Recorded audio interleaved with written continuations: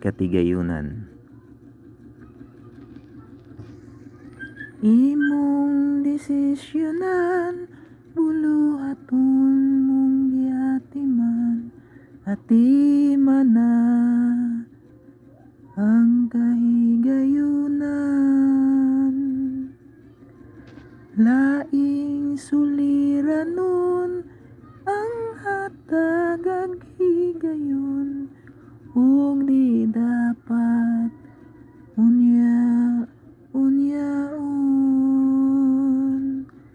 Kasipyatan sa desisyon, kalaglagan maangkon, paghukom timbang-timbangon, dili diretso guyon.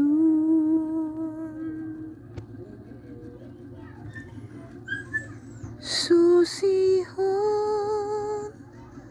ang solusyon, si Jesus imuhang sangpiton, maluluyon siya igsoon, ikaw iyang paminawon, di kanya pakyason. Sugdi karon imong pangayon ang desisyon.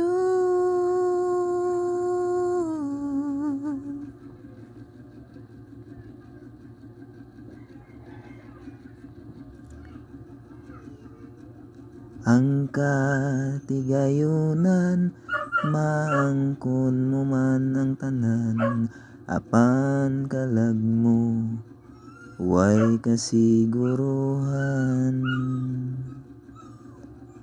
Imuhang pangandaman, kalag mo may kapaingnan, kamatayon sa tao di mapungan.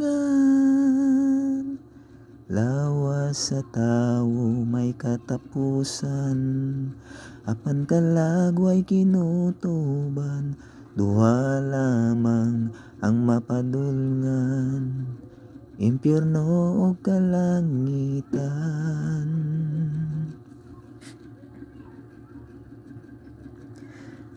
Lumalabay lang ang katigayunan, temporaryo lamang kinibiyaan. Maayo man may katigayunan, yutanong gamit gisilbihan, ang Diyos imong nahikalimtan. Mayutlanan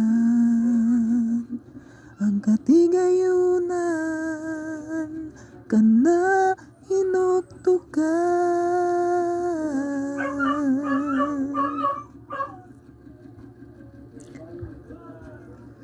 Ati manon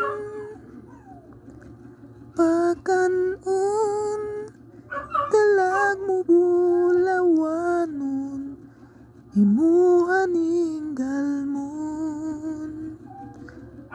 Basahon imong susihon, imuhang paminawon, ang balang basahon. Sukad karon ang tudbuhon, pagasundon tahuro tu